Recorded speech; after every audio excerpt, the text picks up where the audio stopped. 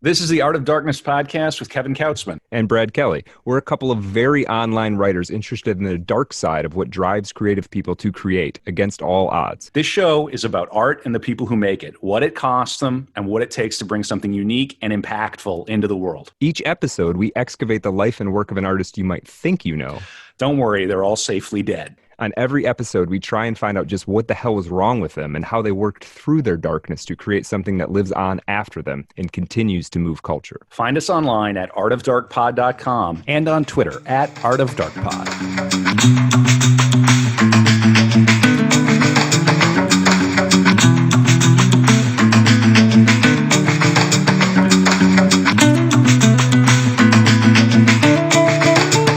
Anyway, he's going kind of crazy and he strikes up a deal with his father.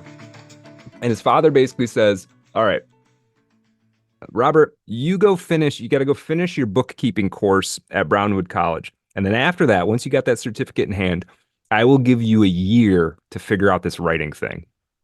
I will take care of, you live in the house. I'll take care of you for a year and we'll see how. And that's pretty cool, frankly. Like, that's a pretty cool thing for his dad to do. Now, so he does this. He goes to Brownwood. He's working on his bookkeeping course. He's a pretty smart guy. So like a small little school bookkeeping course literally occupies like 2% of his brain capacity, right? Like, it's pretty easy. So he's also just kind of hanging out and he's writing still. So he's writing while he's taking this bookkeeping course. He does take a trip that's kind of charming. He goes to the Miss Universe pageant in Galveston with his friend. Apparently, at this time, it was known as the International Pageant of Pulchritude and Annual Bathing Girl Review. I love it. That fucking rocks. Pulchritude? Pulchritude, beauty. Yeah. Oh, yeah. Oh, pulchritude. Yeah, and so you'd go down there and women would be wearing like a kind of baggy swimsuit that goes from like knee to shoulder and just woo, just, getting very pumped. That sounds like a White Stripes bootleg. It does. International Pageant of Pulchritude, an Annual Bathing Girl Review. It does sound like a White Stripes album. That's awesome. Fun. Now around this time he starts to form some additional relationship with other writers. There's a little literary newsletter he has with these guys, Harriet Priest and Booth Mooney, and a couple friends he already had, in which they all sort of write little sections, and mostly it's just for them. They send it around and they're kind of encouraging each other and learning from each other, little written pieces and so forth. Howard is getting pretty serious as he's coming into his own, because very shortly in 1927, before he even finishes his bookkeeping course, he writes a story called The Shadow Kingdom and single-handedly invents the subgenre of sword and sorcery fantasy. Now we're talking. That is cool. I like that phrase too, sword and sorcery. That is cool, dude. Yeah. And it makes me want to go back to the 80s and like go be in an arcade. Right, exactly. I love that, like a pinball golden machine. axe. Trying to play golden axe. Yeah. No, we can't. I don't want to kiss you. Your pulchritudinous, yes. Agreed. But I'm playing sword and sorcery on the machine. Right. Yeah. So let me give you a little background on this story. This is about a guy named Kull, or Kull the Conqueror, who eventually Howard would figure out that Kull the Conqueror was like a deep, many generations grandfather of Conan, but he hasn't even figured out Conan yet. Right now, it's just Kull the Conqueror. So Kull was born. He was a toddler when Atlantis flooded and lives for years as a feral child, is eventually adopted by the Sea Mountain tribe and is later enslaved by Lemurian pirates. He becomes a pirate himself and over time fights his way to the throne of Valusia, one of the most civilized kingdoms. So he's sort of a precursor to Conan. Doesn't have nearly as much, there's not nearly as many stories about him, but he's coronated in this story, The Shadow Kingdom. He's coronated and he is soon aided by a Pict named Brule the Spear Slayer, who informs him that the nobility, the upper echelon of Valusian society, it's actually shape-shifting serpent men who rule from the shadows and disguise themselves with magic. So it's This is Washington, D.C. it's Washington, D.C. Yeah, exactly. Yeah, they're reptilians. Uh, Cole catches wind of this, he figures out they're serpent men, and through a series of bloody battles in secret passageways, wrests control of Elusia from the serpent men. Right. Um, Let Cool. me read. I was gonna read like a little piece of it. Let me see how long it is. Fun. I might skip it. It's a cool story. Like, if that appeals to you, that's pretty cool.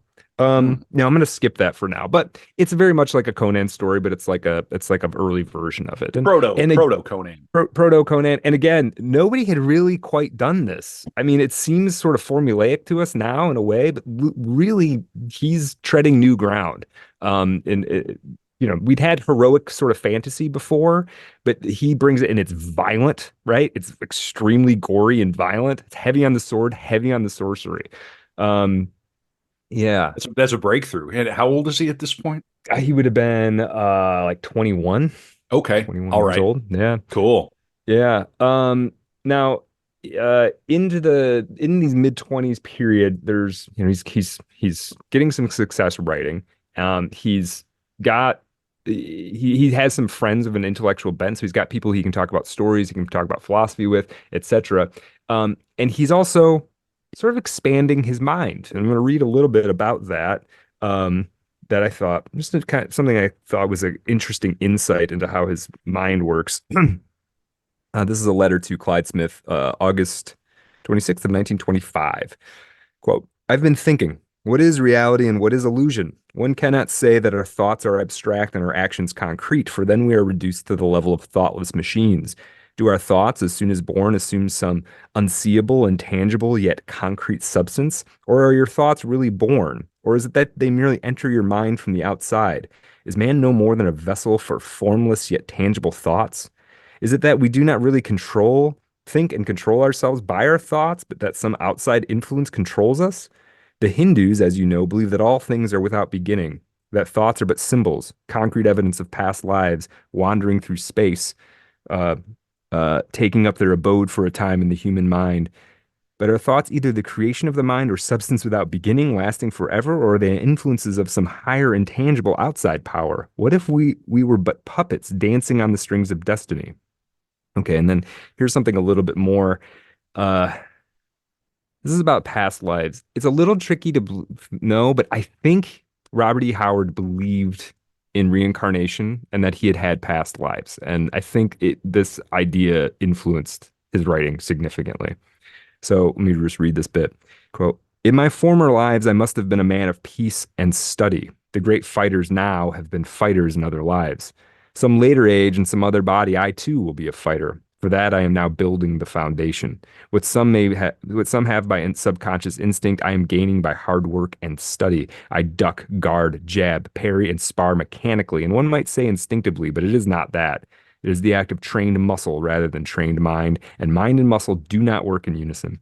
But the instincts imparted to the mind in this life will go down the ages, and 1,000 years from now, I, clothed in another form, may hear the cheering crowd acclaim my name, the name of a new champion. Okay. Now, after Shadow Kingdom appears in Weird Tales, he makes $100 for it, which is about $1,750 in today's money. Pretty good little payday for a short story. And it seemed like he was making good on the deal with his father, right? Your father says, "Hey, you got a year off to figure it out," and you're like, "Hey, Dad, this is the mortgage for the month. That's pretty good, right?" Um, he attempted a few more Cole the Conqueror stories, but Farnsworth Wright, the editor of Weird Tales, would not pick them up. But he soon hit upon his next hit character, and this was Solomon Kane. Kevin, does that name even ring a bell for you? It does not. No, Solomon okay. Kane. No. Yeah. Solomon Kane was a big deal. It was before Conan. So let me read a little. Is it a detective? It sounds like a detective name, but No, it no. does sound like a detective name. No, not a detective. Solomon Um, Kane. yeah. Okay, quote. In Solomon Kane, we first meet the Puritan swordsman cursed with wanderlust who travels the globe righting wrongs and punishing the guilty. This is clearly imparted to the reader in the first few paragraphs when Kane comes upon a ransacked and burning village. He finds a single survivor, a young woman near death, who gasps out the story of the village's attack and her rape by outlaws. She dies in Kane's arms, and his pronouncement is the stuff of Howardian legend. Men shall die for this. Let me read you just a little bit more about this first story he appeared in. Cut to the brigand's lair a year later to find the remnants of the village of Leloup's gang, harried and worn to a frazzle by the constant pursuit of Solomon Kane. As the pirates dither, Kane appears and slays wantonly with his rapier, and Leloup once again escapes the retribution assigned to him. Kane follows Leloup to Africa, and he tracks the pirate through the jungle where he is ambushed and taken prisoner. Leloup, it seems, has become the leader of a tribe of natives who worship the Black God. Here, Solomon Kane meets Nlonga, the witch doctor, who offers to help Kane dispatch Leloup. The action piles up as Nlonga's spirit animates a recently slain native who attacks the chieftain. All havoc breaks loose, and Kane is once again free to pursue Leloup into the jungle. This time, Leloup takes a stand, and they fight a duel in the clearing. Kane is battered, but he, of course, triumphs over Leloup. So he's literally like a 1600s or 1500s Puritan, like in the drawings of him in the art with, he's wearing like a pilgrim hat, and he wanders around the world with a sword, just wreaking havoc on evildoers. Okay, I can see Yeah. why that might have an appeal People liked it. in the American market. Yeah, people Yeah. people liked it. Here's a little quote about him from Moon of Skulls. This is quick. About Solomon Kane. He was a man born out of time, a strange blending of Puritan and Cavalier, with a touch of the ancient philosopher and more than a touch of the pagan, though the last assertion would have shocked him unspeakably. An atavist of the days of blind chivalry, he was a knight errant in somber clothes of the fanatic. A hunger in his soul drove him on, an urge to right all wrongs, protect all weaker things, avenge all crimes against right and justice. So this is probably Robert E. Howard's second most popular character, I would say. Okay. So now with Solomon Kane, which the fans of Weird Tales love, he is now a professional writer, Robert E. Howard. And he's also he's like the local eccentric at this time too. Because again, it's a town of like full of oil men and stuff. And then like, what does the doctor's son do all day? What's he doing? He doesn't have a job. Like, right, like there's a rumor mill about like, what's he doing in there all day long? If he's a proper son, he would be doing something out in the world. Didn't he Sure. used to work at the drugstore? He used to be a jerk. Now Right. now the new soda jerk is a jerk. Right. That's right. I was just down this rabbit hole looking up Solomon Kane. There was a 2009 film that had a $40 million budget. Max von Sydow was in it as really? Josiah Kane. Yeah, this is one of those movies. You know how sometimes this goes around on Twitter. It's like one of those movies that doesn't exist somehow. Right. Like it happened. They spent $40 million, but it was nobody never in ever a saw theater. it. No one's ever seen it. Yep, but it exists. Yeah. He starts very quickly he starts publishing in other outlets as well. So he publishes a piece in Ghost Stories, makes $1,600 in today's dollars. He keeps trying to he likes being in Weird Tales, and they buy a lot of his stuff, but Weird Tales pays on publication. And again, you get a story, the editor wants it, but you might not see a check for 6 months, and he's trying to make it, right? So he needs other places to write. Let's see. He would I already kind of talked about them. Oh, so one of the ways he does this is writing these boxing stories, right? He eventually settles on this character, Steve Costigan, who's a sailor but is a boxer as well. And it's a good conceit for Robert E. Howard because every story, Steve Costigan can be in another port, right? He can be in Thailand, or he can be, so now you got these exotic locales, and then he comes and he beats everybody up basically. Not super remarkable, but they also have a streak of humor because Steve Costigan he's physically, he has a lot of prowess as a fighter, but he's kind of dumb. And Robert E. Howard liked these kind of dumb characters too. They were just an opportunity to have jokes, right? Sure. Yeah. Easy to write. Yeah. You're never gonna. Here's a little fun fact for writers. You're never gonna write a character who's more intelligent than you are. No, you can't do it. Something to ponder. Yeah. And if they're dumb, it can be fun. There's a lot of opportunity for humor, but like Hmm. Sailor Steve Koskin, he's a big lovable galoot, Mm. right? Yeah. He's a big sweet idiot. It's like Yeah. everybody likes that guy. Yeah. Yeah. Yeah. We need more dummies, more Yeah. dumb characters. Everybody's always posturing as more intelligent than they Right. are. Right. Not on Art of Darkness. No. Um, okay, now by 1929, oh, just kind of pegging where he is like career-wise. By 1929, Howard publishes Skullface, which is his no, this isn't a Solomon Kane story, but this is his most popular pre-Conan story, and I'm only pointing it out because he gets paid by Weird Tales $5,000 for that story. Which, you know, I don't know how long it took him to write, but $5,000 for a piece is pretty darn good, written for the pulps. Now here's where around 1929, 1930 is where Lovecraft comes into the picture. For people who want, we're not going to go into H.P. Lovecraft's biography. We're just going to go in assuming that you know enough about H.P. Lovecraft for this to make sense. If you want to know more about H.P. Lovecraft, we did a very popular episode on him with the great Ben Thomas. So go check that out. In June of 1930, Robert E. Howard wrote a letter to the editor of Weird Tales in praise of Lovecraft's The Rat in the Walls, telling Wright that Lovecraft must have, quote, the most unusual and wonderfully constructed brain of any man in the world. In the letter, Howard identified a little linguistic trick that Lovecraft, a little inconsistency that Lovecraft had done. And using something about ancient Druidic languages or something, and Howard knew that Lovecraft wasn't quite right about this. And Lovecraft was like, "Well, who is this guy?" Like, Lovecraft thought he was like the only person in the world who would have known that, right? So they strike up this correspondence.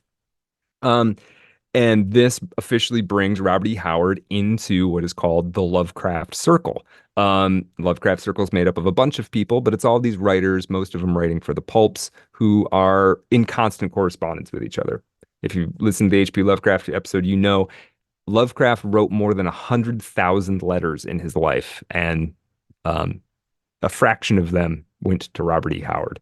Um, uh, yeah. Okay. So over fairly rapidly, once Howard's in the Lovecraft circle, he that is Robert E. Howard, H.P. Lovecraft, and Clark Ashton Smith, they become the three sort of leaders of the golden age of weird tales. Um, and this basically ends. Lovecraft dies in 1937. Clark Ashton Smith retires shortly after it, and then that's the end. So there's like this 5 to 8 year sweet spot where Weird Tales is cranking out. You know, you could pick up an issue and it'd be, a Lovecraft story unseen until this moment, Just right? bangers, just Mhm. bangers. This guy retired from Weird Tales. See, I would have thought that'd be like the CIA, like you're in and Right. you're in. You never get out. Oh, Once if you've he been would, published in yeah. Weird Tales. If he wanted to come back, he could. He had his own issues. We could do an episode on Gotcha. him one day, Okay. actually. Yeah. All right. Maybe Yeah. we will. Maybe we Yeah. will. Yeah. Now there is an interesting ongoing debate that Robert E. Howard and Lovecraft have. They're similar in some ways, but they're also very different in other ways. Again, Lovecraft is this sort of pasty intellectual living up, living in his house, barely ever leaving his house for a lot of his life up in Providence, Rhode Island. Howard is living out in Texas, and despite being living as a writer, there's still like rural qualities to his life. He's still got to like take care of the chickens, It's a two very different lifestyles. And in some ways this led to different perspectives on certain things. Um here is here's something though that I liked about that came out of a letter, I think a letter about Lovecraft. Yeah. This is Howard writing to somebody else about Lovecraft. Quote, I'm going to ask Lovecraft if I can use his mythology in my own junk. Illusions, you understand.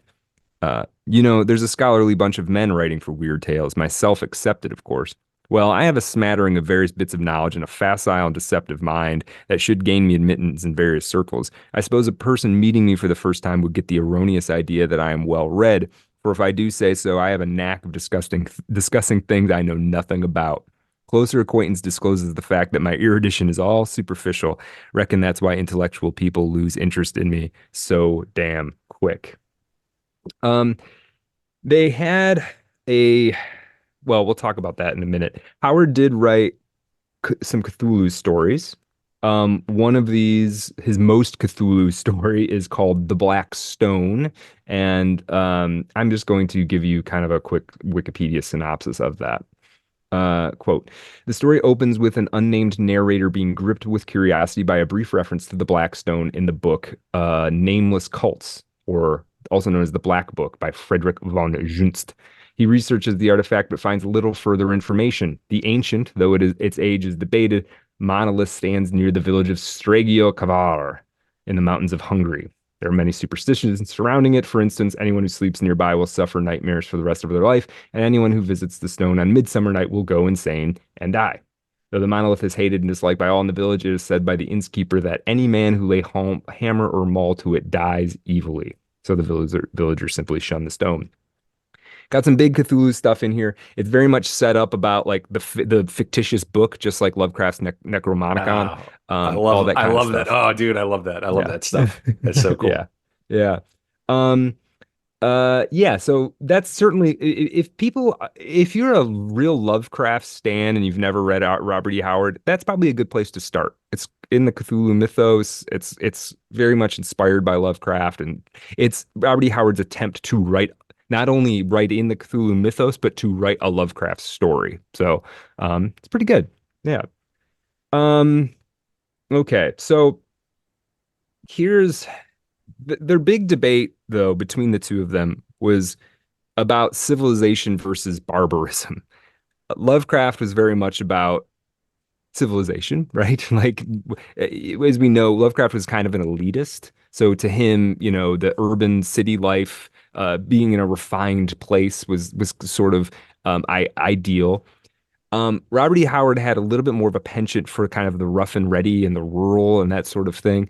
Um, I think I think there's sort of a fundamental kind of agreement because Robert E. Howard, he he wrote a lot about barbarians, and I think that can create the illusion that he like wanted to return to some kind of barbarian lifestyle. And I don't think that was quite true. I think he saw some romance in it, but was also very paranoid about it happening, right? About it being overrun, the hordes coming over the hill and ruining your, killing you and raping the women and stealing the children, right? But this was often the tenor of their conversations about like civilization versus barbarism. Um, there is a period of Howard's writing I want to talk about, which is often referred to as the Irish period. Starts around 1930. Howard invented two characters of Irish legend. One was named Cormac Mac Art. Uh, he never sold the Cormac Mac Art story. Another story was another character was this guy Turlough Dub O'Brien, or the Black Turlough, who was an 11th century Irish warrior who appears in about a half a dozen stories. He's also kind of a precursor to Conan in a way. Um, if you wanted to read a story about Black Turlough, probably the best one, or the one I enjoyed the most, was The Dark Man. The Dark Man, just a quick synopsis. There's the princess of the Black Turlough's clan is kidnapped by the Danes.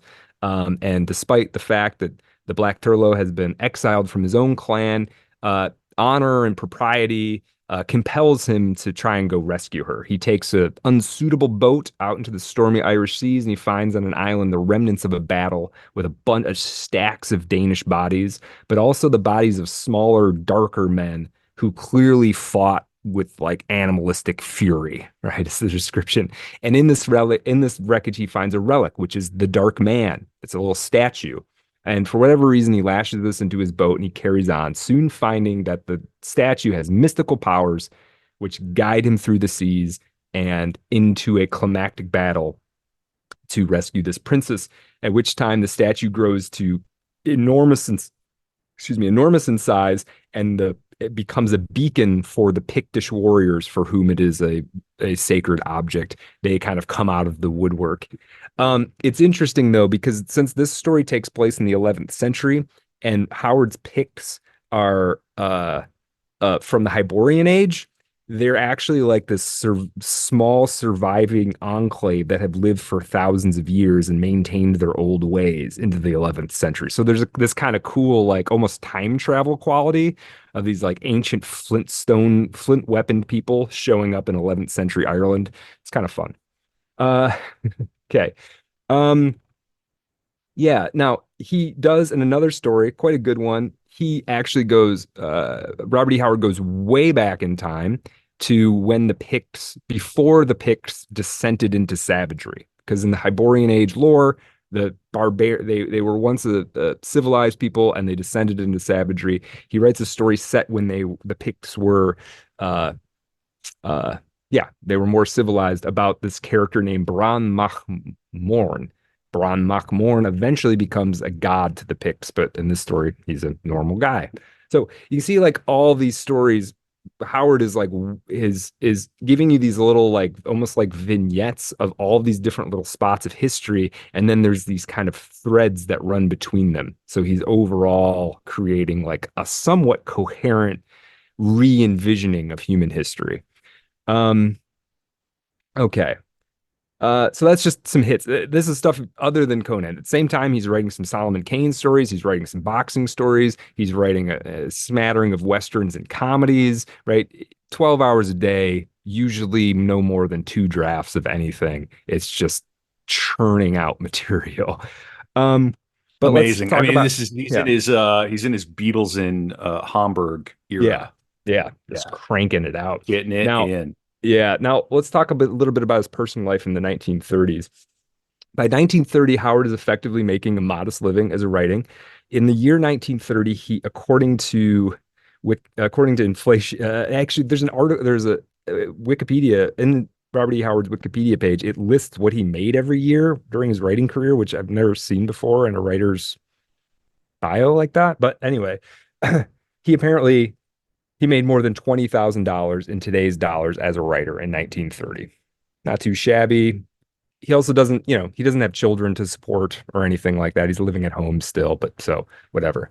Also, that adjusted for inflation, like even when you adjust it, I still think I, I think that undersells it.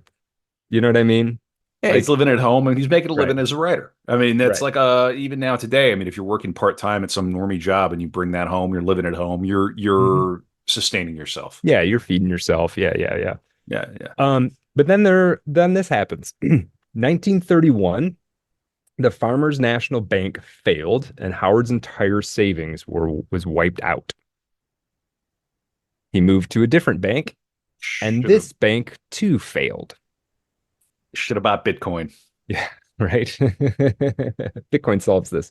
Over the next year or two. That's fun when your bank fails and then you take your money to another bank and that bank fails. Right, right, That's right. Yeah, You're not it the only sucks too. person Right. suffering. No, Yeah. for sure. But it's just like, man, the guy, because Sure. I'm reading the bio. I didn't know this. I'm coming to it. I'm like, he's killing it, man. All right, dude. Yeah. All Okay. right. All Okay. right. And Yeah. then boom, just no fault of his own. Just, yeah. Um, so over the next and it's the depression, so it's affecting a lot of people. And over the next year or two, Weird Tales, which was his primary source for making money as a writer, goes from weekly to bi-monthly. And Fight Stories, the place where he published a lot of his boxing stories, they start cutting rates. Another magazine he that Farnsworth Wright had started called Oriental Tales, where Howard would publish stories that went under. Um, Nonetheless, he was at the height of his creative powers, obviously, and so he goes and he gets himself a literary agent. And let me just read a quick thing about this. Um, Quote, Robert was ready to branch out both creatively and economically. He sought out an agent to help him place stories and most likely found it through his friendship with E. Hoffman Price and a pulp author turned agent Otis Adelbert Klein. They agreed to do business in the spring of 1933, and Klein immediately encouraged Robert to start trying other things that he could sell. Detective stories, spicies. That's what you called like an erotic little tale, a spicy. Uh, and westerns, as well as his We regular still weird say it's fiction. spicy. Feeling Oh yeah. spicy. Oh Yeah, yeah. yeah. Yeah, as well as his regular weird fiction. And it worked. The two made a pretty good team. Klein opened several doors for Robert. He found some of the markets not to his liking, but he also found that he was capable of writing beyond the pages of weird tales. Money once again flowed into the Howard house, and not a minute too soon. Okay. Now, as the 1930s wore on, there were a few other things going on in the Howard household. One of them is that his mother, Hester, was growing increasingly sick. And as time went on, Howard was very close to his mother. As we said, that devouring mother archetype thing. He's very close to his mother. And as time goes on, Howard becomes her like primary caretaker in a lot of ways. And taking her to appointments, making sure she's got what she needs as she just dwindles and dwindles and dwindles. Now another thing happens. 1934, Howard meets a girl. And this would be the closest he would ever really have to a girlfriend. And this is the woman Novaline Price, which is quite a name. Now, Novaline had been a girlfriend of Robert E. Howard's friend Tebbs Clyde Smith off and on from 1929 to 1932. But when Smith went off and married some other girl, Novaline was still around. And in 1934, she was introduced to Howard. She was fascinated by Howard because she read a lot and she thought of herself as a writer. And this is, you live in a little town Texas, and you're like, that guy, he makes a living doing this. Like he's published in national magazines. Like I got to meet this guy, right? Um, and yeah, there's not too many of those around in Cross Plains, Texas in 1934. Let me read you a little thing about them meeting. Um, yeah. Um, she this is when she literally when she met him. This is from she put out a memoir called One Who Walked Alone, which was basically her diary entries from the time she knew Robert E. Howard. Quote, this is when she meets him. This man was a writer? Him? It was unbelievable. He was not dressed as I thought a writer should dress. His cap was pulled down low on his forehead. He had on a dingy white shirt and some loose-fitting brown pants that only came to his ankles and the top of his high-button shoes. He took off his cap, and I saw that his hair was dark brown, short, almost clipped. He ran his hand over his head. Bob's a big man, not as tall as Clyde, but is at least 6 feet tall. He looks so much larger than Clyde. He must weigh 200 pounds, maybe more. We were beside the car now, and I was looking into his eyes and trying to read the expression on them. How do you describe a man's eyes? They were blue or gray, deep, shadowy. I couldn't tell from their expression whether he was happy or unhappy. He must be terribly shy, I thought. His eyes were so uncertain, filled with questions. I always remember his eyes and this meeting.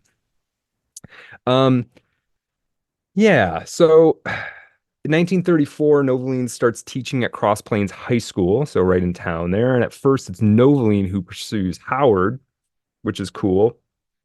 Except Howard's mother, Hester, was having none of it. I'll read you a little bit on that because this is key. I feel like this is a big deal, actually. So it's going to read a little bit longer bit. Um, quote. Okay, Novaline was driving around in a joyride with her cousins, Enid and Jimmy.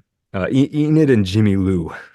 She convinces them to drive them to the Howard house, and then we'll pick up from there. Quote, excited, nervous, and scared, Novaline strode down the walk and onto the porch. She could hear the sound of a typewriter, and over that, someone talking loudly. Robert was writing and talking at the top of his voice as he typed. Novaline knocked. After a long interval, Isaac Howard opened the door. Yeah, he barked. Novaline said, I'd like to see Bob, please. Bob? The typing sound stopped. Novaline, more confident, said, yes, I want to speak to Bob. Isaac called out to Hester, Mama, there's somebody here to see Robert. She can't see him, can she? Who is it? Asked Hester from the living room. I'm Novaline Price, she called out. Well, Robert is busy, Hester said, but just then Robert appeared over his father's shoulder. Hello, Robert smiled. Come in. I want you to meet my folks. The ice broken, at least with Isaac, Robert ushered Novaline into the house. More awkward introductions followed, but Novaline didn't care. Robert offered to take her home, and she gleefully shooed her cousins off. They talked in the Howard living room until polite coughing from the other room convinced Robert to offer Novaline that ride home. Robert went into the other room, explained his plan to his mother, and Novaline heard Hester say loudly and clearly, That's all right, honey. You go right ahead. Forget about me if you can. Novaline did a slow burn while Robert escorted her out of the house. After they left, Isaac, Robert's father turned to Hester and asked, Mama, are we going to lose our boy? Hester said simply, No, don't worry about that. We're not going to lose him. And with that declaration, the battle lines were drawn between Hester and Novaline. So Novaline would call the Howard house. Hester would pick up. And normally, Hester was good at um, preventing distractions from entering Robert's writing routine, right? That she had taken that role on to like make sure he had his bubble, which was good. Except Robert liked Novaline. He'd never been with a girl before, you know? It's like it's and but Hester would answer the phone and then she wouldn't even tell Robert that she'd called. And so it just gets it's bad. She really does not, and it's not personal against Novaline. There's nothing wrong with Novaline. Yeah. Listen, thank goodness she did though, because I could feel his Kundalini energy coiling up his spine as he's kept away from Right. Novaline, and it's Yeah. coiling like a snake and coming Right. right up into his head, and I can Right. see him formulating this big muscular man with a sword Right. in the back of his Yeah. Yeah, you can understand where some of this aggression came from. He's like deep into his 20s and like a big, testosterone fights and sledgehammers, never got laid. Like never you could got laid. Yeah. That reminds me of that great moment in Annie Hall where Woody Allen's character gets laid and he rolls over and he says, there goes another novel. Right. It's with what is it? Porchnick? Is it Allison Porchnick Oh, I don't from know. I in can't remember. Annie Hall? Yeah. Yeah, it's so Yeah. funny. There goes it. And then she says, sex with you is a very Kafka-esque experience. You don't want to hear that, folks. And she's like, I mean it as a compliment. I probably need to Oh boy. rewatch Annie Hall. That's a I classic. haven't seen it in a long time. It's That's such a really good funny. movie. Yeah, it's Yeah. really good, dude. Um, so the relationship has a bunch of ups and downs, right? Partially because of Hester interfering, partially because Robert is very focused on his writing still. Things are going pretty well at this point, 1934. Conan is in full swing. Um, uh, and at one point, Robert has to take Hester to a doctor in Temple, and he's there for a few months. This is 1935, and this is pretty much the nail in the coffin of this up and down relationship that Robert Howard and Novaline Price have.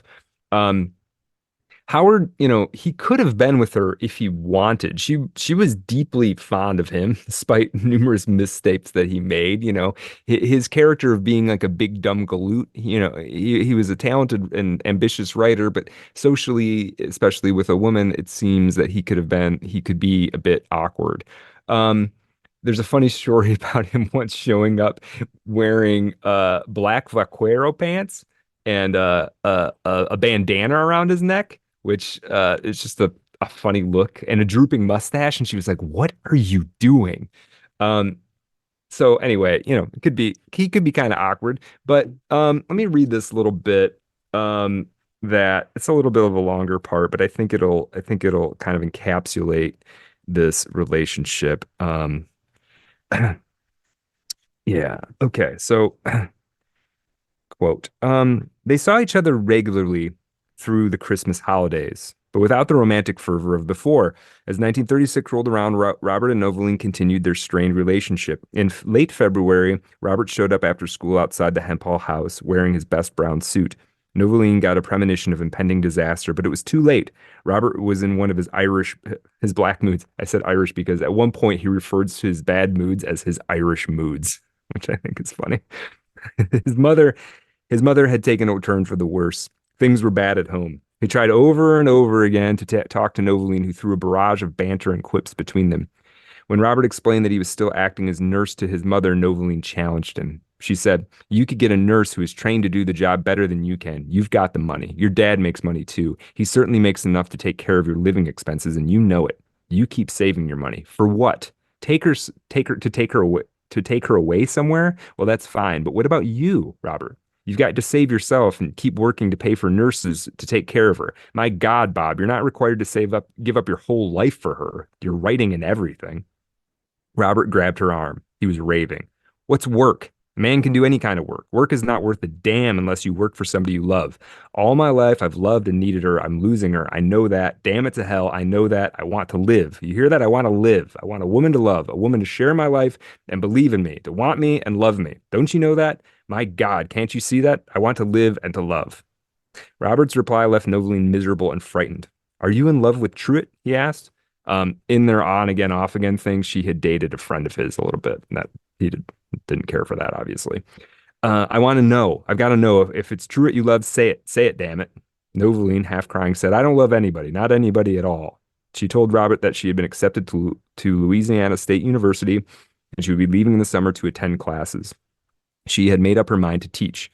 She knew she was good at it and she wanted to be even better. Robert slumped down in his seat. You have a great cause. For life to be worth living, a man or a woman, must have a great love or a great cause. I have neither. Despite the dramatic nature of their relationship, Robert and Noveline continued to drive around, talking and laughing, although Noveline confessed that there were many things unsaid between them, and the strain was sometimes uncomfortable. Noveline kept being cheerful, light, and playful in his company. Robert thought she was making fun of him. They managed a tender farewell when Noveline went off to college in late May, but Noveline unwittingly supplied a final slap to Robert's face the day she left town. Her mother, complaining about the amount of stuff to transport, noticed a large book of Noveline's, a large book among Noveline's things. She explained that it was Bob's book. Her mother tried to get Noveline to return it, and they decided to leave it with Dr. Howard at his office as they were pulling out of town. Robert answered her with a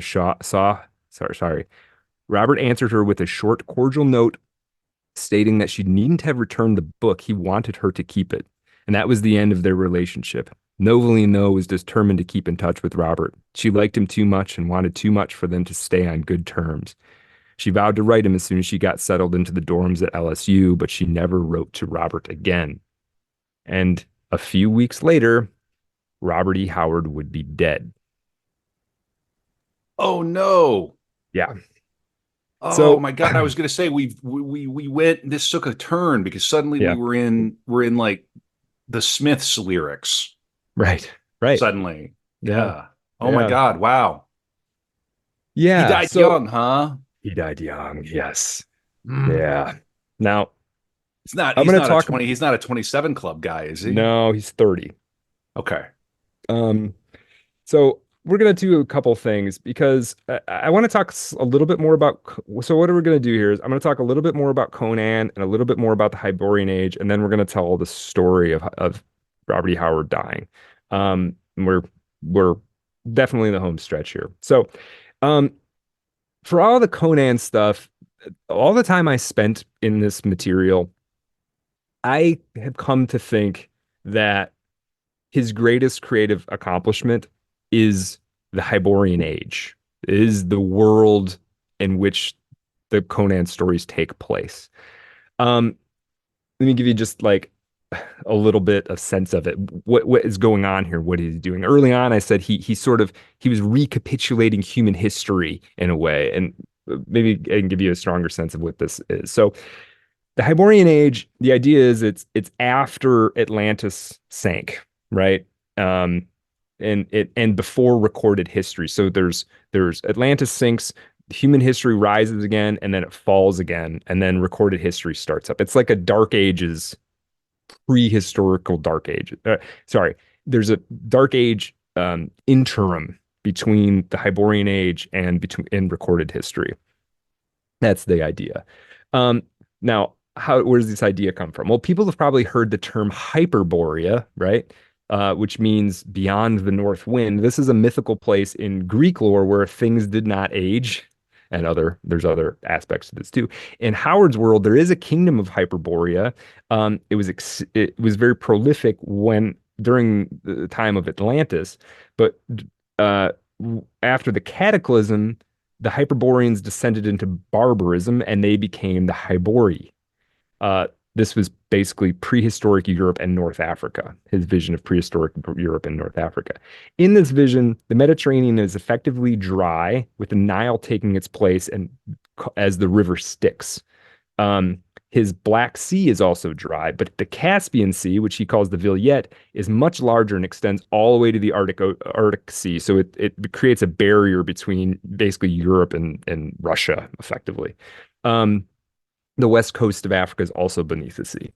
Within this world, he has many, many kingdoms and peoples, with many of them drawn in some way from actual historical peoples. The Picts, for instance, who we've already talked about a lot, who were sort of his barbarians. Corinthia is a very Hellenistic civilization in Hyboria. Aquilonia, which is the sort of the jewel of the Hyborian age, um, was supposed to be effectively France. And actually, he takes the name. There was a region of France called Aquitaine in the Middle Ages, and that's where he took the name Aquilonia.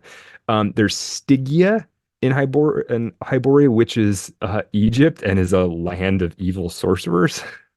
There are the Shem people, who are basically the Jews. At one point, they are enslaved by the Stygians.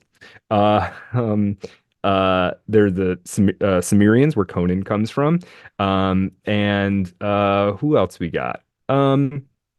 Yeah.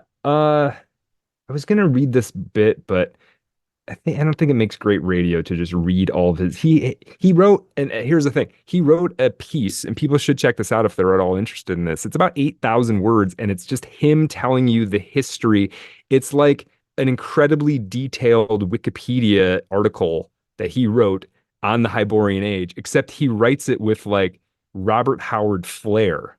So like some of it's just like lists of characteristics of things, but then he actually does like storytelling, even though there's no characters. It's parts of it are actually really, really well done. Um, and in the After Dark, we're going to talk about where some of the influence for this might have come from, like very occult sources. And I think that's an interesting story. Um, um, let me think about. Okay, I'm going to read you the last. I'm going to read you about how the Hyborian Age fell, and this is from Robert E. Howard's essay, The Hyborian Age. Okay. Quote, as the inevitable result of imperial expansion, the Aquilonians had become haughty and intolerant. They derided the ruder, unsophisticated Bosonians, and hard feeling grew between them.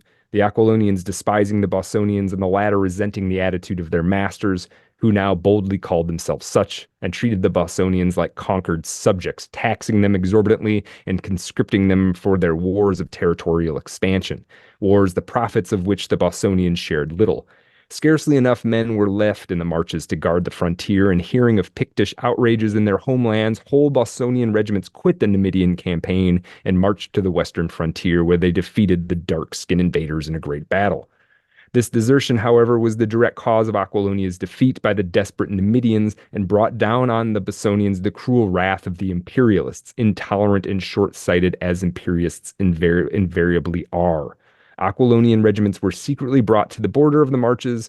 The Bosonian chiefs were invited to attend a great conclave, and in the guise of an expedition against the Picts, bands of savage Shemitish soldiers were quartered among the unsuspecting villages. The unarmed chiefs were massacred. The Shemites turned on their stunned hosts with torch and sword, and the armored imperial hosts were hurled ruthlessly on the unsuspecting people. From north to south, the marches were ravaged, and the Aquilonian armies marched back from the borders, leaving a ruined and devastated land behind them.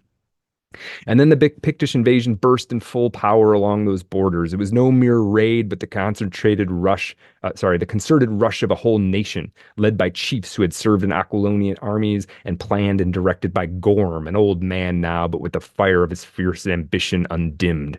This time there was no strong-willed villages in their path, manned by sturdy archers. To hold back the rush until the imperial troops could be brought up, the remnants of the Bosonians were swept out of existence, and the blood-mad barbarians swarmed into Aquilonia, looting and burning, before the legions, warring again with the Numidians, could be marched into the west. Zingara seized this opportunity to throw off the yoke, which example was followed by Corinthia and the Shemites. Whole regiments of mercenaries and vassals mutinied and marched back to their own countries, looting and burning as they went.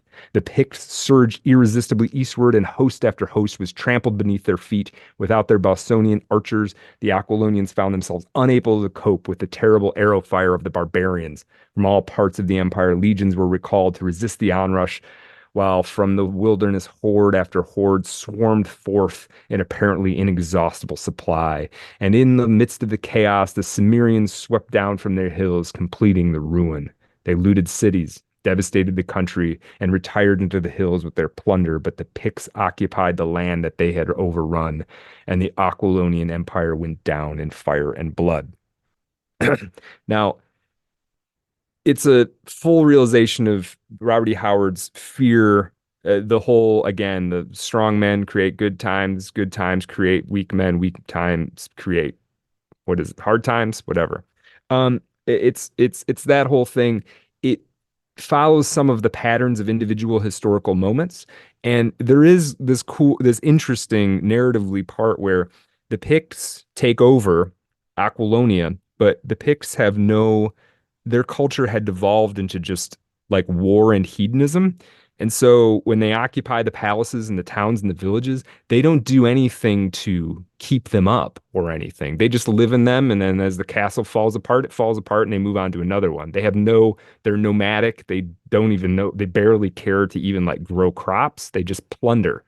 And it's really that attitude or that kind of energy that brings down all of this entire fictitious Europe, right? Crashes. So Robert E. Howard had a vision for this. He may have carried it out further if he'd lived longer. Though he did take a turn towards more westerns in like the last year or two of his life. So who knows? Um, I want to talk a little bit more, excuse me, a little bit more about Conan. Um, I just to focus on a couple stories. So yeah, let me see here. So there's a little bit about, well, we kind of already did that. So let me talk about let me talk about a couple specific stories. So there's um we talked about Beyond the Black River. Oh, this is what I want to do. There's a quote from Beyond the Black River that I want to read. I've been Um, looking at Weird Tales covers as I've been they're listening to great. you. This stuff Yeah. is so, oh man. You know, and you just, yeah, and you were right to point out this is the culture. This is the culture. Yeah, it grew. Yeah. We all grew. It all grew out of that. Like, yeah, Right. yeah, yeah. No, there is. You look through, you scroll through these, and you have to think, like, dude, those were on newsstands Yeah. everywhere, right? Like, Yeah. how cool was like, Yeah. Just so yeah. vibey and kind of dirty, a little, Mhm. very lowbrow. Oh yeah. But yeah, Oh man. yeah. Yeah. You're on the bus, you're on the Greyhound from, here to there, man. You Right. put that in your pocket. I mean, that was your iPhone. That was what Yeah. you had. Yeah. You Yeah. weren't tweeting. You weren't doom scrolling. You were reading about Conan's adventures in Hyboria. Yeah. Yeah. Yeah. Yeah. That's fun, dude. Yeah. Um. Yeah. Okay, where is this little In bit that I wanted fairness, to though, I read? mean, in defense of the Bird website is just an interactive tabloid game. So the Bird website Oh is yeah. pulp too. Oh Yeah, yeah, for sure. For sure. yeah. Yeah, absolutely. Sorry, I've lost this page, this bit I want to read. So, um, where did it go? Beyond the Black River, 353. You got it, Brad. Yeah. No, You're it's nailing it. thank you. Thank Another you. one, and this is fun. I know people have been looking forward to this. I certainly have been looking forward to this. I know Brad's going to bring in a Yeah. hot After Dark for Patreon. Oh Please yeah, it's consider gonna be supporting good. the podcast. These core episodes are the heart of what we do. We want to continue doing this for a long time. Your support makes it possible. Patreon, Substack. You can also support us directly through PayPal. It's all on the website, artofdarkpod.com. I also want to encourage people, if you haven't already followed us on YouTube, do it. Easy to do. YouTube.com/at Art of Dark Pod. And Spotify. Spotify appears to be where we have most of our listeners, although people are all over the place. Mhm. Yeah, just definitely subscribe. And we do love hearing from people. So if you want to reach out, get at us. We have a Gmail account, artofdarkpod@gmail.com. Just giving Brad a little cover here Yeah, and yeah, hitting yeah. all the the Yeah. channels. Yeah. Well, let's actually read talk about the Tower of the Elephant because I beat this Beyond the Black River story to death, and I should talk about at least one or two other Conan stories. One is the Tower of the Elephant, This is a fairly early one in his writing, and it is I think it's the third Conan story that Robert E. Howard wrote. So this would be like 1932. And this is Conan as scurrilous thief, which is a good character. I think it's easy to forget when you watch the movie, which is great. Everybody loves Conan the Barbarian, but there's also Conan. It will just steal your stuff if he wants it. Right? That's another side. That's another side of him. Um, and so you definitely don't want to forget that. So, in this story, he basically sets out to perform what he's been told is an impossible heist in the Tower of the Elephant. And we're not going to read into the back end of it, but he uncovers this like deep ancient mystery up there, and he gets into a fight with like a room-sized spider that he manages to kill, and it's pretty epic. But I want to read actually from the beginning of it, um, and because it includes one of Robert E. Howard's most quotable quotes, and also I just like it. So this is a bit. I'm going to read a page or two from the Tower of the Elephant. Quote, torches flared murkily on the revels in the mall, where the thieves of the East held carnival by night. In the mall, they could carouse and roar as they liked, for honest people shunned the quarters, and watchmen, well paid with stained coins, did not interfere with their sport. Along the crooked, unpaved streets, with their heaps of refuse and sloppy puddles, drunken roisterers staggered, roaring. Steel glinted in the shadows where wolf preyed on wolf, and from the darkness rose the shrill laughter of women and the sounds of scufflings and strugglings. Torchlight licked luridly from broken windows and wide-thrown doors, and out of those doors stale smells of wine and rank, sweaty bodies, clamor of drinking jacks, and fists hammered on rough tables, snatches of obscene songs rushed like a blow in the face.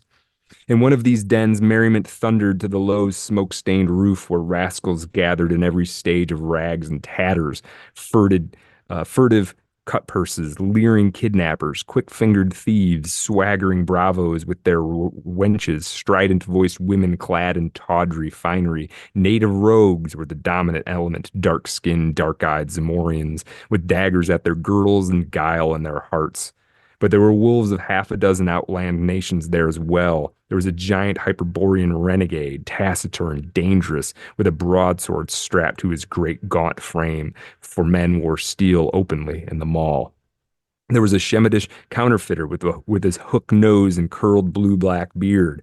There was a bold-eyed Berthunian wench sitting on the knee of a tawny-haired Gunderman, a wandering mercenary soldier, a deserter from some defeated army, and the fat, gross rogue whose bawdy jests were causing all the shouts of mirth was a professional kidnapper come up from distant Koth to teach women stealing to Zamorians who were born with more knowledge of the art than he could ever attain. This man halted in his description of an intended victim's charms and thrust his muzzle into a huge tankard of frothing ale. Then, blowing the foam from his fat lips, he said, "By Bel, god of all thieves, I'll show them how to steal, wenches. I'll have her over the Zamorian border before dawn, and there will be a caravan waiting to receive her. 300 pieces of silver a Count of Ophir promised me for a sleek young Berthunian of the better class. It took me weeks, wandering among the border cities as a beggar, to find one I knew would suit. And is she a pretty baggage?" He blew a slobbery kiss in the air. "I know lords in Shem who would trade the secret of the Elephant Tower for her," he said, returning to his ale. A touch on his tunic sleeve made him turn his head, scowling at the interruption. He saw a tall, strongly made youth standing beside him. This person was as much out of place in that den as a gray wolf among mangy rats of the gutters. His cheap tunic could not conceal the hard, rangy lines of his powerful frame, the broad, heavy shoulders, the massive chest, lean waist, and heavy arms. His skin was brown from outland suns, his eyes blue and smoldering. A shock of tousled black hair crowned his broad forehead. From his girdle hung a sword and a worn leather scabbard. The Chthonian involuntarily drew back, for the man was not one of any civilized race he knew. "You spoke of the Elephant Tower," said the stranger, speaking Zamorian with an ancient alien accent. "I've heard much of this tower. What is its secret?" The fellow's attitude did not seem threatening, and the Chthonian's courage was bolstered up by the ale and the evident approval of his audience. He swelled with self-importance. "The secret of the Elephant Tower?" he exclaimed. "Why, any fool knows that Yara the priest dwells there with the great jewel men call the Elephant's Heart. That is the secret of his magic." The barbarian digested this for a space. "I have seen this tower," he said. "It is set in a great garden above the level of the city, surrounded by high walls. I have seen no guards. The walls would be easy to climb. Why has not somebody stolen this secret gem?" The Kothian stared wide-mouthed at the other's simplicity, then burst into a roar of derisive mirth, in which the others joined. "Hearken to this heathen," he bellowed. "He would steal the jewel of Yara. Hearken, fellow," he said, turning portentously to the other. "I suppose you are some sort of a northern barbarian." "I am a Cimmerian," the outlander answered in no friendly tone. The reply and the manner of it meant little to the Kothian. Of a kingdom that lay far to the south, on the borders of Shem, he knew only vaguely of the northern races. "Then give ear and learn wisdom, fellow," said he, pointing his drinking jack at the discomfited youth. "Know that in Zamora, and more especially in this city, there are more bold thieves than anywhere else in the world, even Koth. If mortal man could have stolen the gem, be sure it would have been filched long ago. You speak of climbing walls, but once having climbed, you would quickly wish yourself back again. There are no guards in the gardens at night for a very good reason. That is, no human guards. But in the watch chamber in the lower part of the tower are armed men, and even if you pass those who roam the gardens by night, you must still pass through the soldiers, for the gem is kept somewhere in the tower above."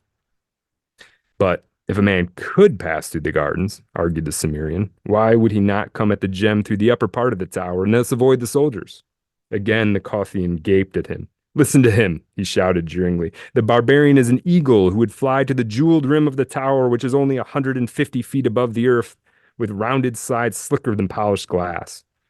The Cimmerian glared about him, embarrassed at the roar of mocking laughter that greeted his remark.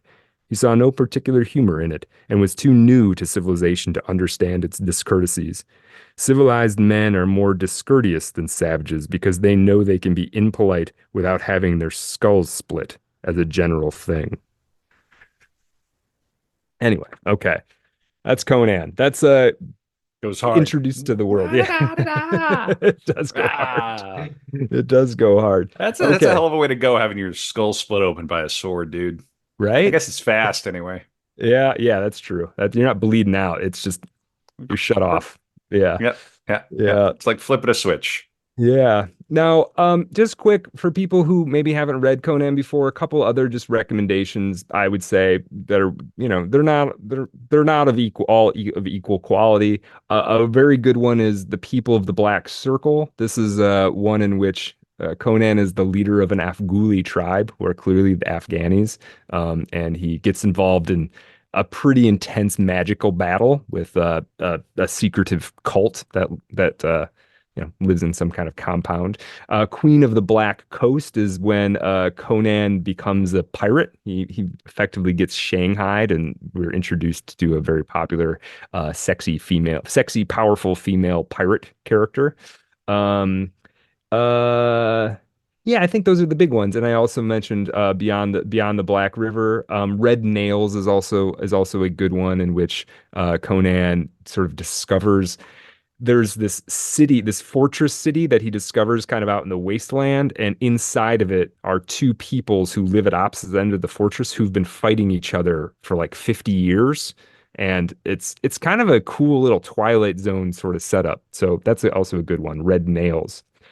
Um, Now, Howard eventually, not even eventually, the period of Conan productivity for Robert E. Howard is effectively from 1932 to about late 1934 into 1935. So it's really only like 3 years. He writes these 21 short stories, and some of them are long. I mean, I think the Tower of the Elephant is probably 60 pages long. Some of them are more like novellas than they are short stories, though they do vary in length. And he did write one novel as well, the Hour of the Dragon. Um, so why does he turn away from Conan the Barbarian, right? People seem to like it. It seemed to resonate even with him. He wrote more Conan stories than about any other individual character. Why would he so quickly abandon it? There were reasons. I'm going to read quickly from the biography. Um, Quote, there are two reasons why Robert turned away from Conan. The first reason may have been an allusion to the quote above in a letter to Clark Ashton Smith. Basically, Robert had said everything he was trying to say. There's nothing to suggest he would have come back to Conan. In fact, everything points to Robert creating a new character should he have returned to fantasy. Seldom did Robert go back to a character that he had already written about. He wasn't writing, he'd quit writing Solomon Kane stories, he'd quit writing Cull stories, etc. But here's what I think is the big reason. The second reason Robert turned away from Conan was an economic decision, as this letter to Farnsworth Wright from May of 1935 illustrates. Quote, I always hate to write a letter like this, but dire necessity forces me. It is, in short, an urgent plea for money. My expenses for the past month have been great. My mother was forced to have her gallbladder removed, a very serious operation, especially for a woman of her age and state of health. She has been almost an invalid for years. Reading a little bit further down. And that brings me to the matter at hand. For some time now, I've been receiving a check regularly each month from Weird Tales. Half checks, it is true, but by practicing the most rigid economy, I've managed to keep my head above the water. That I was able to do so was largely because of not the size, but the regularity of the checks. I came to depend on them. Okay. He ends up requesting that Farnsworth Wright pay him the money he owes him. Weird Tales at this point owes him like $800. A little bit further down. Quote, of course, I sell to other magazines from time to time, but these sales are uncertain. To make markets regularly requires much time and effort, and for years, most of my time and effort has been devoted to the stories I've written for Weird Tales. I may never be a great writer, but no writer ever worked with more earnest sincerity than I have worked on the tales that have appeared in your magazine.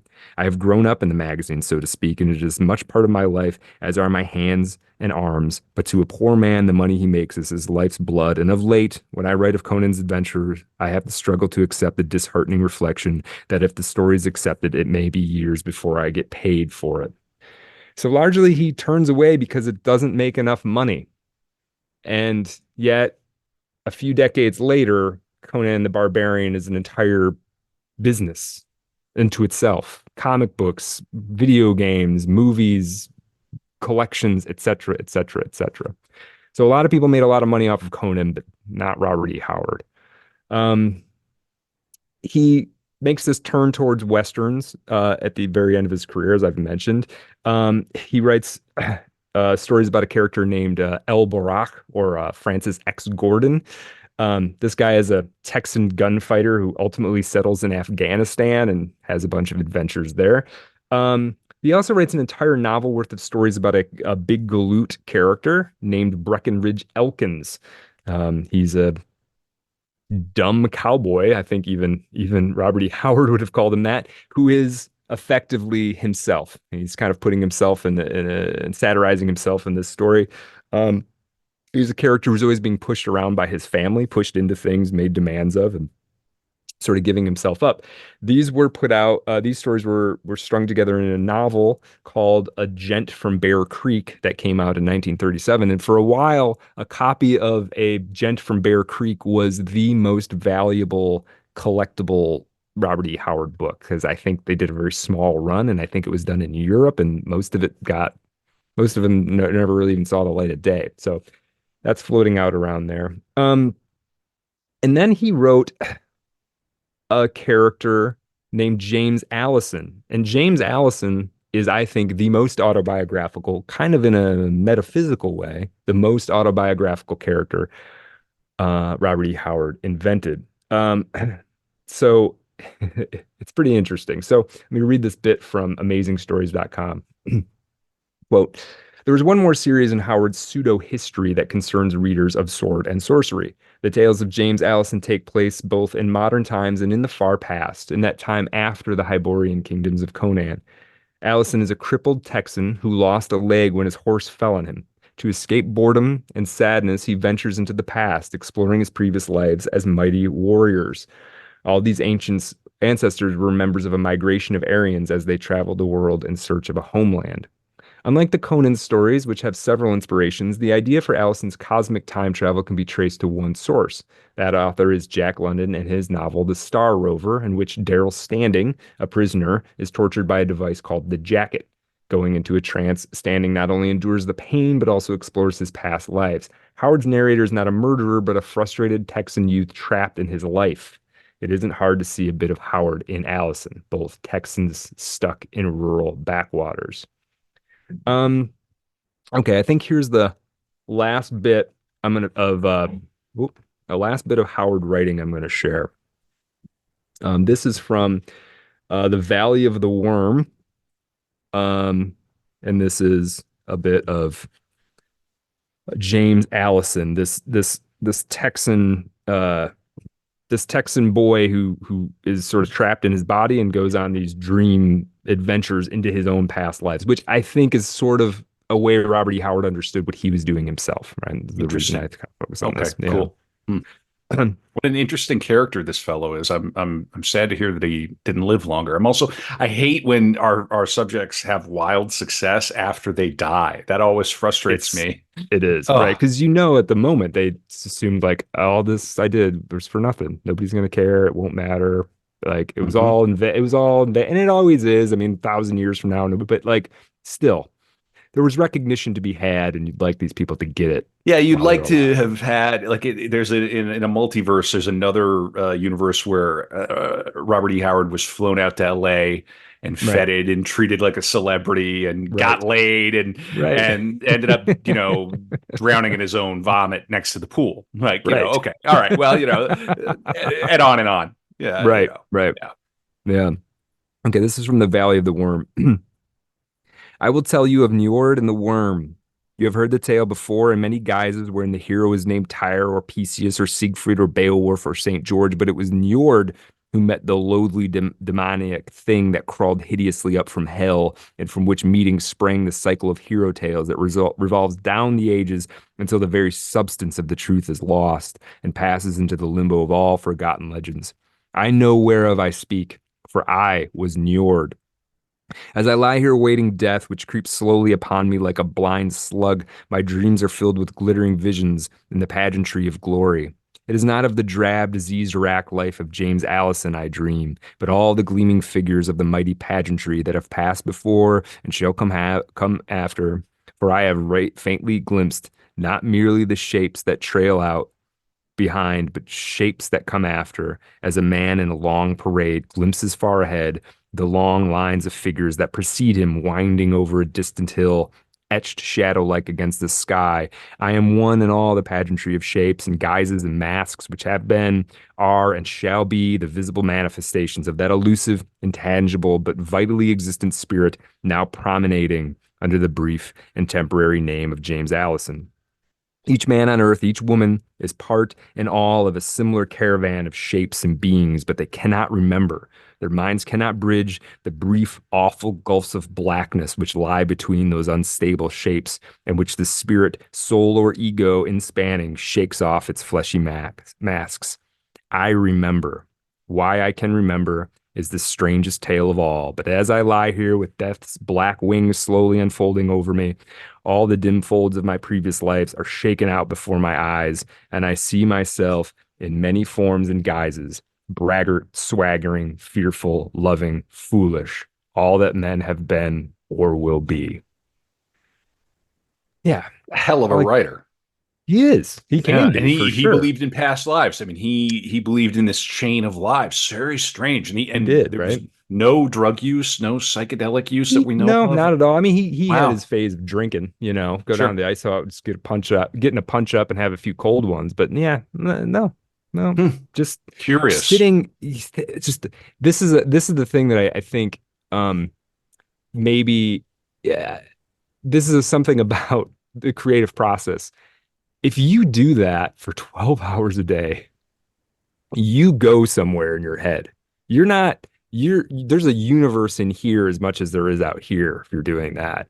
And I think he just like thought his way through, like he created an entire world in his head, right? And then occupied it. Right. And It's it's sort of like half based on reality, and then mhm, but most of it isn't, and it's right, historical, but not. right, right. Yeah. He's a And man I who lived think in his dreams. yeah, I think one of the, you think about like, well, why didn't he just write it in history, actual history? And it's like, well, if you write it in actual history, then you got to like people can come along and be like, well, actually, in the year 1327, and it's like, dude, I don't care. Like, I'm trying to tell you a story. a story here, right? So like, and I think that's part of the reason he created this world too. You change it enough, and then you can move the pieces around as you see fit, sort of. Um, yeah, because if you try, I'm sure I can't imagine being like somebody who writes historical fiction, or you've got to have so many people who are just like pointing out like, did you know that in that year on that kind of sailboat they didn't use a rope of this, just like technical details that are kind of um significant but also not in a certain way. um okay, now we're talking about Robert E. Howard's death. There has been a great deal of mythologizing about Robert E. Howard's death, and I'm going to assume that the Mark Finn, the man who wrote Blood and Thunder, is giving us the real deal. So I'm going to go with his version of it. I haven't found anybody to contradict him, but like I said, there's a lot of like mythology about it. Um, we do need to somewhat preface the whole thing by saying a few words about Robert Howard's relationship to death. He would talk occasionally to people he was close to about suicide. He told Noveline and others that he couldn't go on without his mother. At one point in 1930, Robert E. Howard went to a doctor to because Robert E. Howard was convinced he had something called a varicocele, which apparently is an enlarged mass of veins in the scrotum. I'd never heard of that before, but and he was also concerned. Um, A that large mass of veins in the scrotum. Yeah, yeah. I've never What's it called? varicocele, Ooh, varicocele. varicosal. Well, varicose. Yeah, varicosal veins. Yeah, Yeah, I don't know. They you're refer to it you're as in. a varicocele, so I don't know. Okay, okay. You're in varicosal now. You're in Yeah, Carcosa yeah, now. yeah. But yeah. Anyway, and he Okay. also the other thing he wanted to bring up to the doctor was he was afraid that he had a small penis. I don't know what he expected the doctor to do about that. He Maybe was he was worried he looking had a for small. He had worried it was a small penis, huh? maybe he was looking for reassurance. Like I don't Yeah. know what that. I listen. Yeah. It's the farthest thing. I have generally have a pretty good imagination. I generally have a lot of empathy, but that's something that I can't possibly. I can sympathize with a guy who wants to cleave my head open with a Right, sword. right. This is very funny that he was worried about that, Right. given what Yeah. the character he created. Right, Once right. again, though, I think he would have eluded Freud. I don't think Freud would have been I able to I do think anything I with think you're this. right. Well, and this is the thing. We don't know that he had a small penis. We know that No. he thought he did. Right. Which isn't Yeah. the same thing. Right. Right. Yeah. Yeah. It's a Rashomon problem we have with Robert E. Howard's member. And in the after dark, no, I'm just kidding. Right, Right. because this isn't like a Nostradamus situation where they didn't put Right. it into a jar and they don't display it at the Texas Right. State Fair every year. Right. But Right. in an Yeah. alternate universe, in the multiverse, Robert E. Yeah. Howard's Yeah. Yeah. hog is displayed at the Texas State Fair. Wow, I this like this this. is good. This took a turn Yeah. this episode. I like Yeah. it. Now here's what the doctor concluded. Quote, we do not think there's anything wrong with Robert. We can find no varicocele of any consequence, and his organs are normally developed, and he tests out good in every respect. His trouble, in our judgment, is due to his thinking there is something wrong. After he has dispelled this thought from his mind, he will be in fine shape. Um, the doctor diagnosed him with sexual neurasthenia, which is characterized by fatigue, insomnia, and general unhappiness. Um, he also at one point got into a dark enough mood to write this letter. Um, this is part of a letter. Oh, wait, who is this to? Is this to Novelin? This was to Tevis Clyde Smith, a lifelong friend of his. Quote, I am composed of two elements, intellect and animal instinct. Both are above average. My intellect tells and proves logically that there is nothing to life, that it is a barren and empty bauble to which we cling. My animal instinct commands that I live in spite of hell and damnation. My intellect sees, knows, and realizes my instinct gropes blindly in the dark like a blindfolded giant, seeing nothing, knowing nothing except the tremendous urge to exist. It does not reason, it does not weigh cause and result, nor seek the why and wherefore. All that it knows is life, and toward life it grasps and clutches as a tree gropes to the light. Deep in my bosom, I lock him, the giant that grips me to life, the floods of eternity rock him. His talons drip red with the strife. He in the shadows is brooding away from the light of my brain, but his hands are forever intruding. He anchors my soul with a chain. Okay. Now, on June 10th, 1936, Hester Howard, Robert's mother, for whom Robert had been basically the primary caregiver, and despite having several nurses that attended to her, he was often the one they came to ask questions. It had become like a part-time or maybe even sometimes a full-time job taking care of Hester, making sure she was squared away. Um, she on June 10th, 1936, she slips into a coma. Excuse me. And for 36 straight hours, Robert stays awake by her side. Um, During this time, a couple notable things happen. One is that Dr. Howard, his father, takes all of the guns out of the house.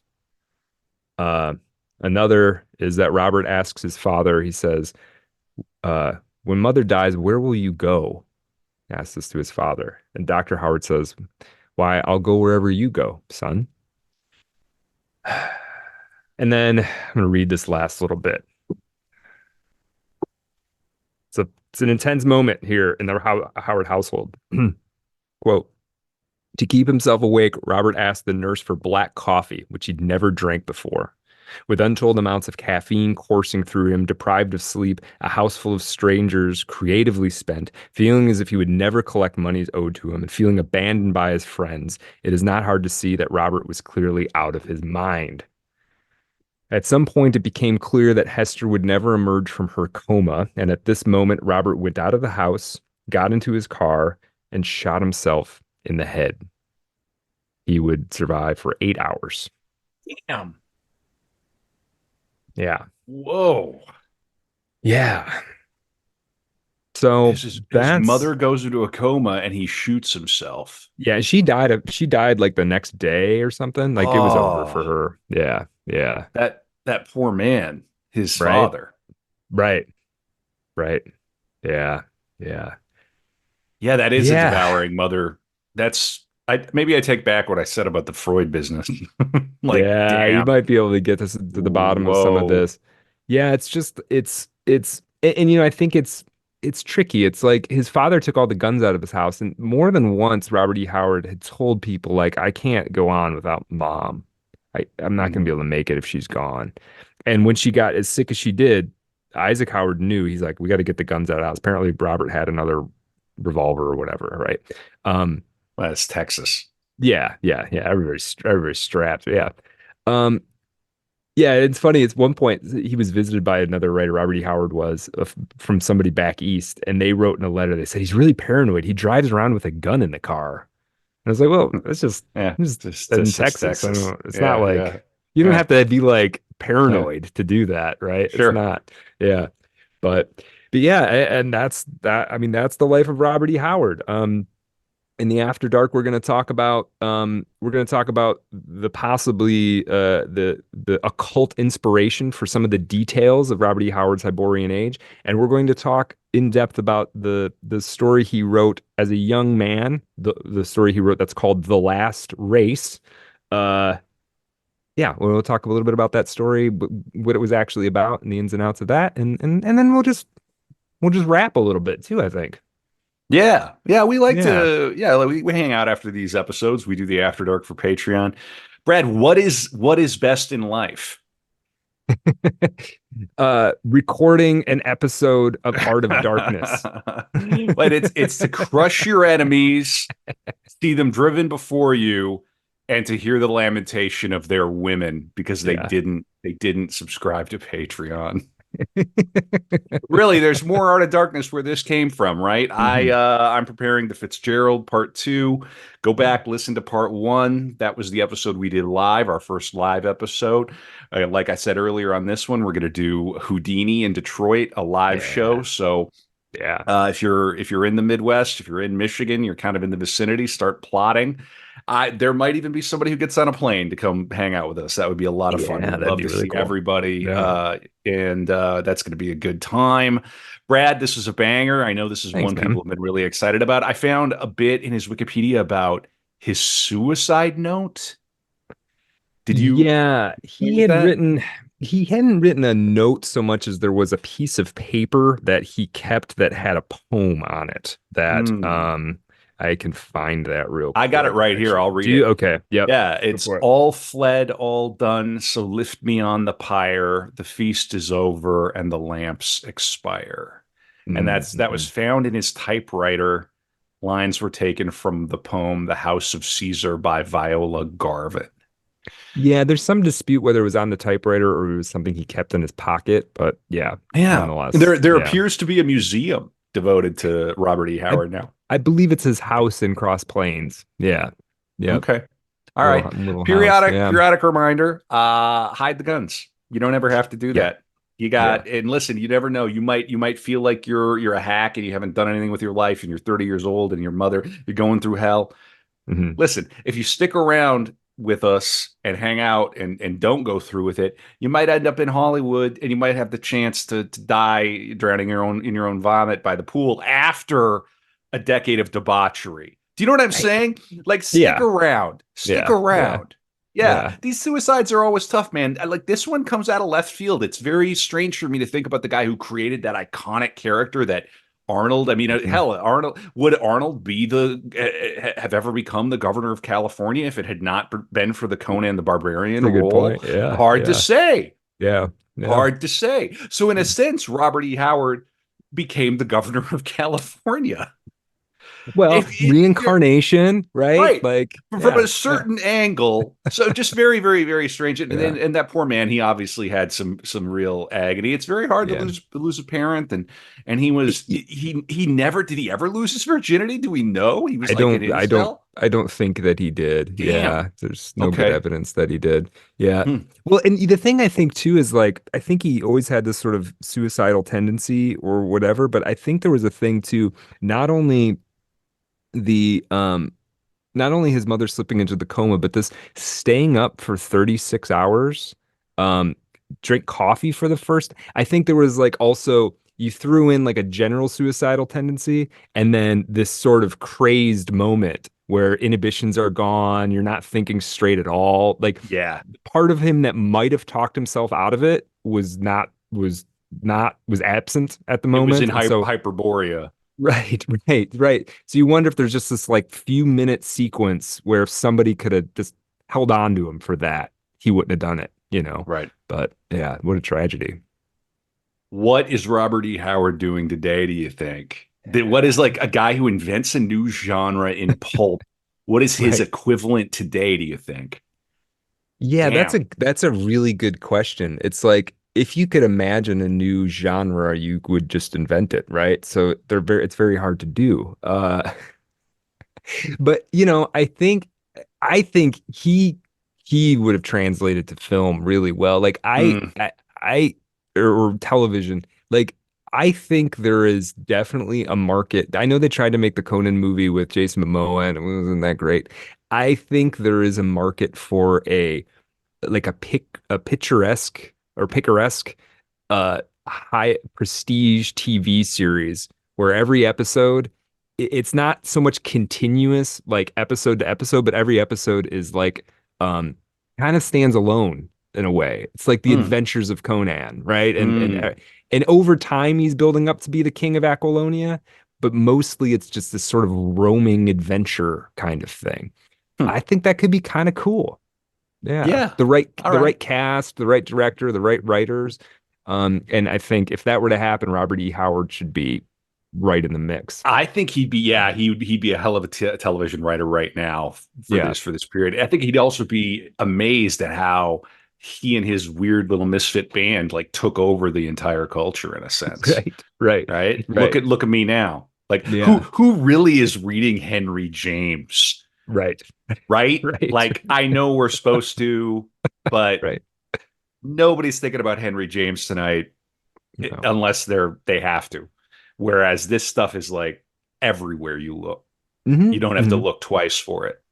No, no, Yeah. not at all. Yeah, yeah. It's omnipresent. Yeah. And it's an American, it's an American genre. It's a big Mhm. chapter in that book of American letters, is this pulp thing. Unique contributions of America to the arts. Not the creation of a new form per se, Mm-mm. although we've done a few of those, but Right. a real massive contribution to literature. Yeah, absolutely. Okay. Yeah. All right. Well, Yeah. be sure to get laid out there and Yeah. try to take care of yourselves and we love all of you. Thank you so much for listening to Art of Darkness. Brad, hit what you're going to do for the Patreon After Dark one more time before Yeah. I cleave your skull in two. We're going to talk about the occult roots of the Hyborian Age, and we're going to talk about Robert E. Howard's um, uh, uh, difficult to handle story, The Last Race. Patreon.com/Art of Sorry, Dark. sorry. Let me correct it. Sorry. Ah, That story is called The Last White Man. the Sorry. Last White Man. Okay, very Yeah. good.